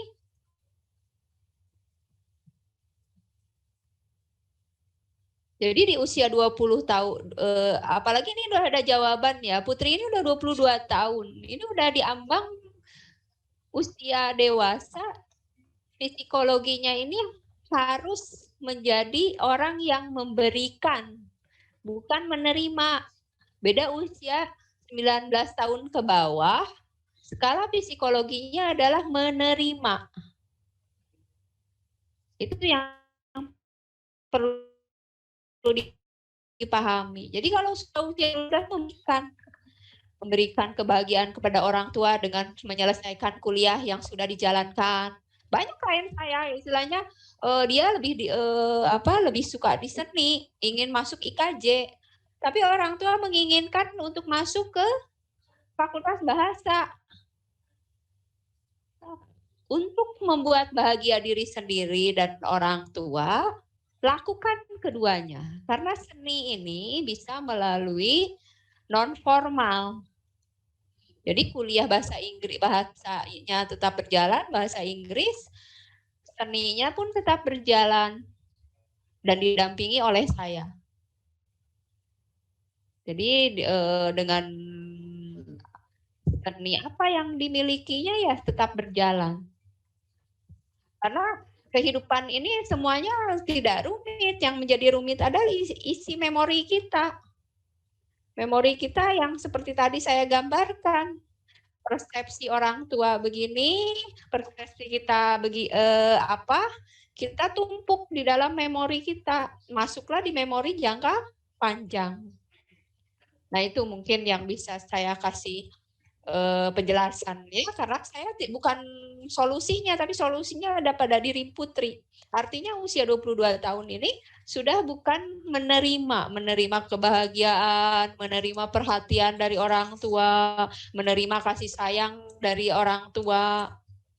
Tapi ya udah terbalik. Artinya memberi. Mungkin itu apa bisa ditanggapi? Bagaimana Kak Putri, bisa ditanggapi? Tolong tulis di kolom chat.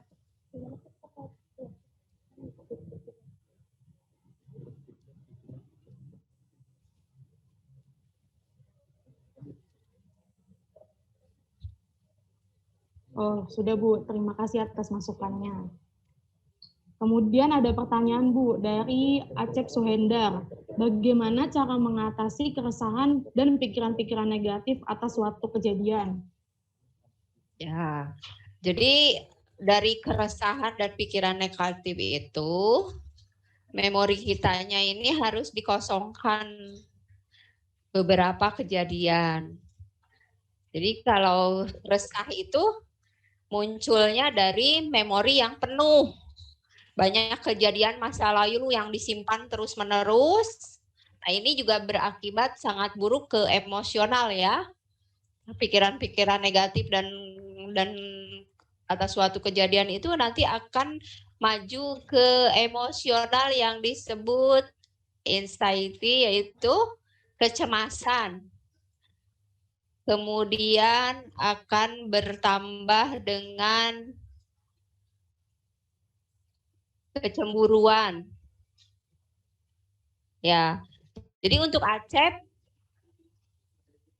usahakan memorinya dikosongkan ya. Sekarang yang dinikmati adalah kehidupan yang sekarang. Kemudian setiap kejadian tidak masuk ke memori, itu ada terapi juga. Terapi untuk memorinya ya. Tapi jika pikiran negatif atau suatu kejadiannya bagi Acep akan terus mengganggu emosionalnya dan kelangsungan aktivitas, itu bisa melalui konseling ya, karena ibu juga tidak bisa meminta untuk menceritakan kejadian apa yang membuat pikiran-pikirannya menjadi resah dengan pikiran negatif ya. Bagaimana Acep? Bagaimana Kak Acep? Sudah bisa dimengerti? Tolong tulis di kolom komentar.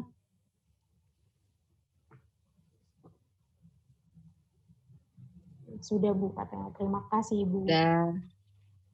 Kemudian ada pertanyaan lagi Bu dari Dwi Nurmayanti. Apa yang perlu kita lakukan saat ada teman atau keluarga yang melukai diri sendiri dan berusaha bunuh diri? Dan juga bagaimana cara kita agar dapat dengan mudah membuat orang lain terbuka, menceritakan tentang masalah mereka saat mengobrol dengan kita. Ya, jadi ketika ada teman ya, untuk Dewi ini, Ibu tanya dulu, Dewi ini ada keinginan untuk membantu teman atau hanya sekedar simpati saja. Jadi kalau kita melihat teman ada rangsangan bunuh diri, yang harus muncul pertama adalah empati kita. Kita harus bisa berempatinya ini, bagaimana jika kita yang mengalami kejadian ini. Ya. Nah, jadi Dwi ini udah ada ya yang namanya empati ya. Berarti rasakan dulu apa yang dirasakan oleh teman kita sehingga mau bunuh diri. Rasakan dulu permasalahan yang dimiliki oleh teman kita. Tapi untuk merangsang bicara itu tidak dengan pertanyaan. Ya. Ibu tidak akan memberikan sebuah terapi untuk orang yang depresi ingin bunuh diri ya, tapi minimal teman-teman di sini bisa melakukan atau memunculkan sebuah ketenangan bagi mereka yang depresi dan berusaha bunuh diri ya. 1. Ketika ada teman sudah ada rangsangan bunuh diri, hindarkan kita ini kaget. Hindarkan kita ini berteriak. Karena memang ibu di sekolahan ada anak usia SMA yang memang ingin bunuh diri karena tidak disetujui berpacaran oleh orang tuanya. Sampai sehebat itu ya, anak usia SMA kelas 2, rangsangan bunuh dirinya kuat dengan memegang cutter. Ketika guru-gurunya melihat semua teriak. Disitulah rangsangan bunuh dirinya makin kuat. Jadi ketika kita ada teman, kitanya tenang. Mendekat secara perlahan, secara bertahap. Jadi tidak langsung mendekat seperti itu. Karena apa? Orang depresi ini memorinya bergumpal. Emosionalnya keras.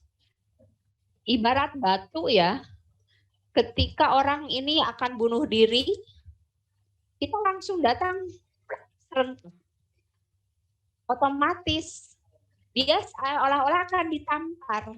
Dia akan dilempar dengan benda yang sama-sama batu lagi.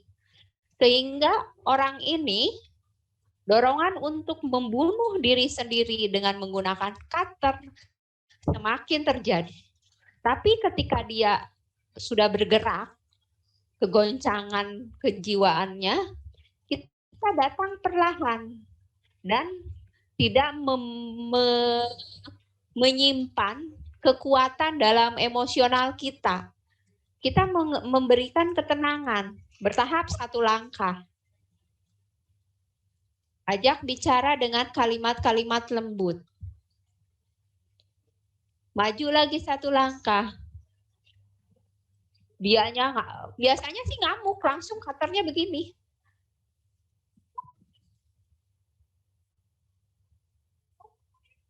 Sambil berteriak, itu yang kejadian memang pernah Ibu alami ya, siswa kelas 2 SMA.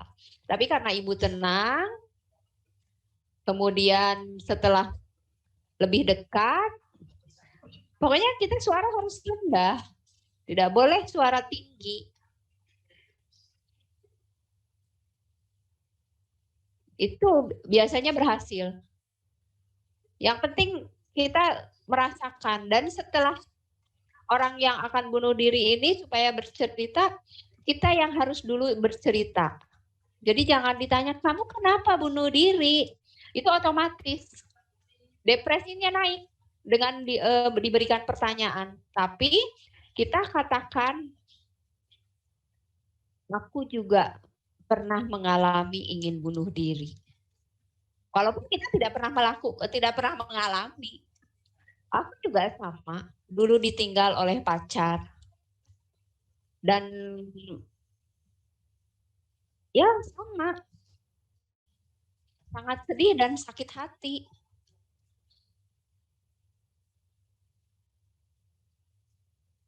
Tapi aku lebih suka dengan bercerita.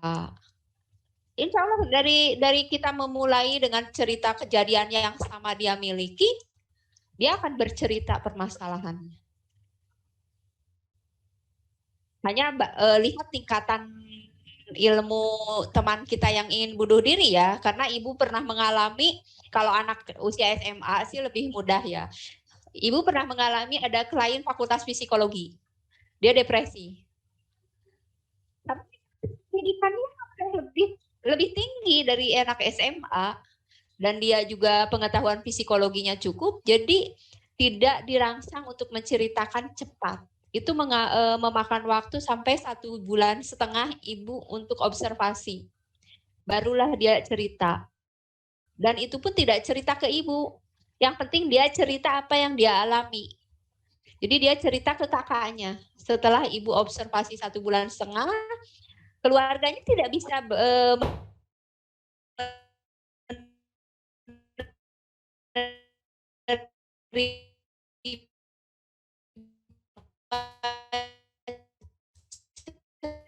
cerita dan menanyakan melalui masalahan hidup, kita paksa bercerita. Biarkan dia cerita dengan sendirinya, tapi kita ceritakan gambaran-gambaran permasalahan yang dialami orang depresi walaupun kita tidak pernah mengalami.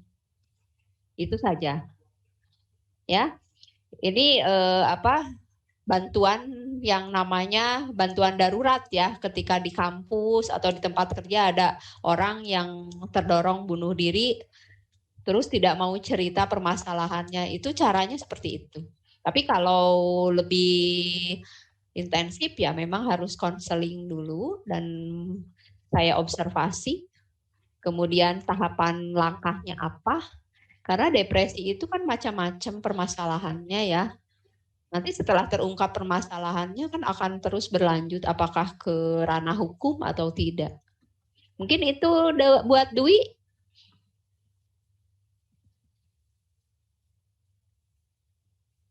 Bagaimana Kak Dwi? Oh ya, sudah, terima kasih banyak Ibu. Untuk peserta masih bisa bertanya sampai jam 4. Boleh bertanya di kolom komentar.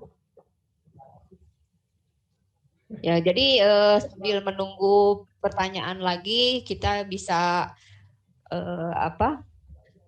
sedikit saya memberikan ya, apa bisa kita melakukan terapi mandiri emosional ya. Bangun tidur. Ketika kita bangun tidur, untuk stabilkan emosional kita, usahakan tidak langsung bangun. Tapi ada gerakan seperti ke atas, tangan ke atas dua-duanya, terus disatukan, bawa ke kanan, ke kiri, nah seperti itu. Jadi usahakan setelah bangun tidur itu tidak langsung bangun tidur. Dan itu juga untuk energi positif, kita bisa memilih apakah bangun tidur langsung pegang HP atau melakukan baca doa, itu pilihan masing-masing ya. Karena psikologi positif itu terdorong dari diri sendiri, bukan dari orang lain. Apalagi anak-anak muda. Untuk contoh terapi, namanya terapi Zentangle ya. Ketika kita ada permasalahan, tidak bisa bercerita kepada orang lain, kita bisa melakukan seperti ini.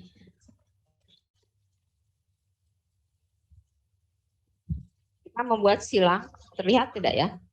Harusnya pakai spidol ya. Ini 3 silang, terus berulang-ulang. Ini kan biasanya untuk orang yang gejala stres ya. Nah itu bisa. Ketika kita tidak ingin berbicara kepada orang lain. Terus tambah lagi Cindy. Terus diulang-ulang. Bisa pakai spidol atau pulpen. Keluarkan dari hati dan pikiran kita energi positif. Putus cinta adalah biasa. Hidup tetap berjalan. Terus kita bicara di dalam hati sampai memori kita terisi. Kemudian garis-garisnya terus kita lakukan. Ini namanya terapi Zentangle ya bagi orang-orang yang memang mengalami depresi. Dan itu memang bisa dirasakan positifnya. Seperti itu. Jadi intinya memori dan emosi itu harus ada programnya. Tidak bisa mengalir begitu saja. Mungkin kalau sudah tidak ada pertanyaan lagi, bagaimana moderator? Kita tutup saja ya Bu. Ya, karena waktu juga sudah lumayan cukup banyak ya. Sudah banyak yang bertanya. Ya, jika ada permasalahan secara klinis, ya memang harus menghubungi saya karena memang pekerjaan saya di konselor ini tidak hanya konselingnya. Jika memang sudah ada indikasi mengganggu psikis kita, pasti akan saya rujuk ke rumah sakit atau ke dokter kesehatan jiwa yang bisa mengatasi lebih baik gitu. Tapi usahakan setiap permasalahan psikologi itu ditangani dulu secara mandiri, tidak melalui obat kimia, karena itu sangat beda hasilnya. Kalau sudah kita minum obat kimia, itu akan ketergantungan, itu yang repot ya. Mungkin itu, terima kasih dari saya. Salam semuanya, bisa melakukan sharing-sharing, ada nomor saya, bisa semua teman-teman di sini menghubungi saya terbuka dengan semua orang. Terima kasih ya, kita bisa bertemu melalui daring, siapa tahu kita bisa bertemu secara langsung, karena saya bisa berkeliling seluruh Nusantara, apalagi yang dari Aceh. Selamat jumpa Aceh, sampai bertemu, saya mampir di Aceh ataupun di beberapa kota lainnya. Kalau Jawa Tengah, saya memang sering ke Jawa Tengah. Ya, salam. Terima kasih banyak Ibu atas materi yang super banget ini Bu. Oke. Saya akan membacakan kesimpulan dari materi yang tadi sudah disampaikan oleh Ibu Tati, The Emotional Self Program. Jadi dalam hidup kita ada 3 yang harus dimiliki, memori, sensori, dan emosi. 8 emosional diri yaitu depression, happiness, jealous, anxiety, anger, calmness, apathy, dan fear. Jadi ke-8-nya itu harus stabil, dan depresi merupakan tingkatan paling tinggi dari emosional diri kita. Kemudian self-compassion harus mampu dibuat perasaan yang harus kita miliki. Ketika kita sudah memiliki konsepnya, kita bisa memberikannya kepada orang lain.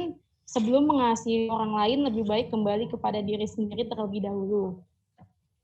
Kemudian ada 3 komponen self-compassion, yaitu self-kindness, connect to others, dan mindfulness. Dan melatih self-compassion dengan membangun relasi yang bermakna, bersikap lembut pada diri sendiri dan orang lain, dan bersikap mindfulness. Kemudian stres sering terjadi ketika kita berpikir berlebihan.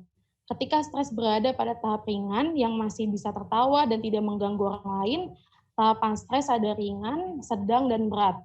Kemudian beberapa tanda stres ada merasa takut atau khawatir terus-menerus, pola makan dan tidur berubah, sulit tidur atau tidur berlebihan, sulit berkonsentrasi, mengingat dan mencerna informasi, sensitif, mudah marah, uring-uringan, sedih, dan menangis, dan lain-lainnya.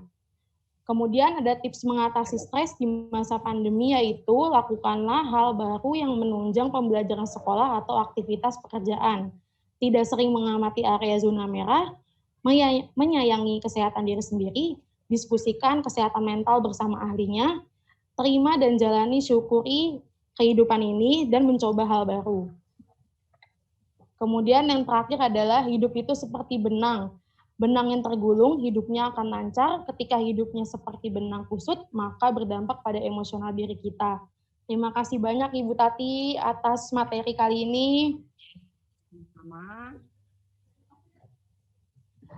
Sebelum kita ke acara selanjutnya, saya akan membicarakan tentang donasi yang dapat teman-teman berikan sebesar minimal 20.000.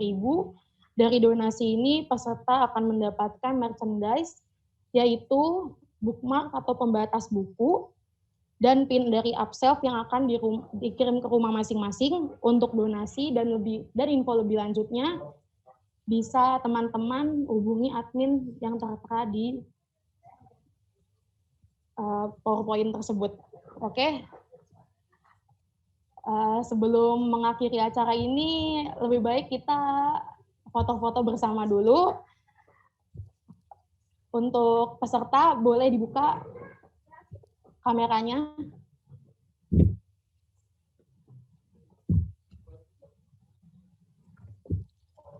Boleh dibuka kameranya, peserta.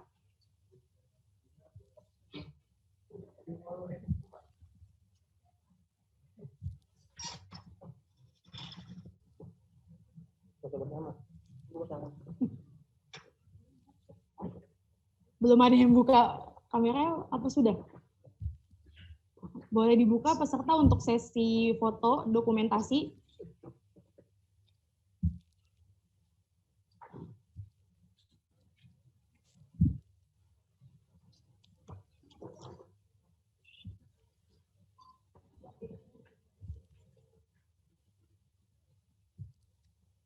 Tolong dibuka. Ya, sudah ada beberapa.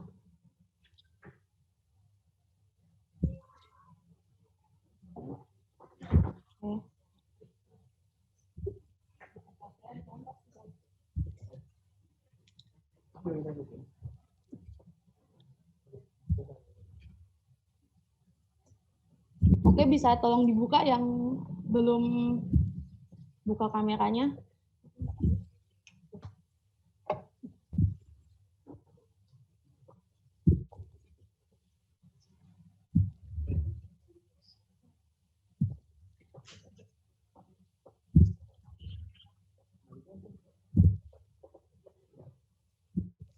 Ya, sudah siap semua sepertinya.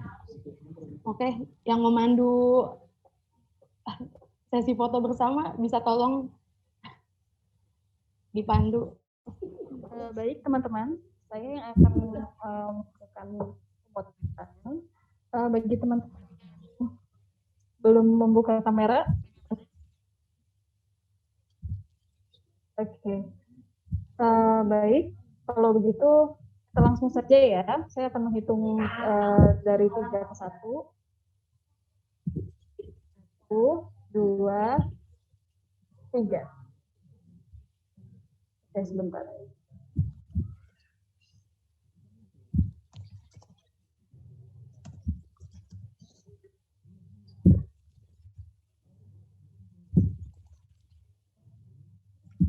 Baik, sekali lagi untuk slide untuk yang bagian kedua. 1, 2, 3.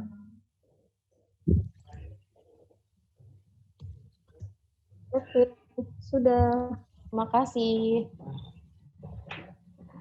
Ya sudah, kita sudah sampai ke penghujung acara. Izinkanlah saya untuk meminta maaf apabila saya tadi mendapat kendala atau yang lainnya dan memiliki kekurangan. Jangan lupa untuk feedback yang ada di kolom Zoom. Oh iya. Kemudian peserta boleh memberikan feedback di kolom chat Zoom untuk kita dokumentasikan. Terima kasih.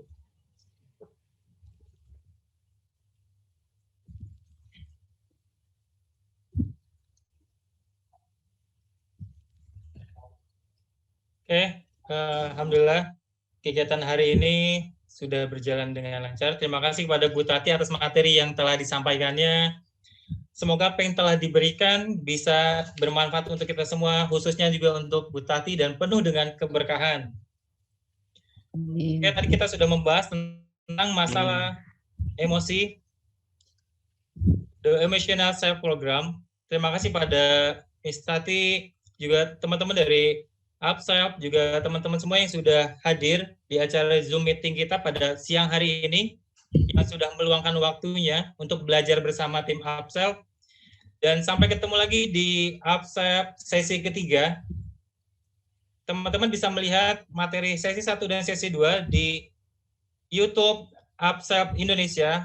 Teman-teman nanti bisa kunjungi YouTube-nya, kemudian juga Instagram-nya. Instagram Upself ada di kolom chat, atau teman-teman bisa search di Instagram dengan keyword Upself Indonesia. Oke, terima kasih teman-teman semua. Sampai bertemu lagi di sesi ketiga. Assalamualaikum warahmatullahi wabarakatuh. Waalaikumsalam.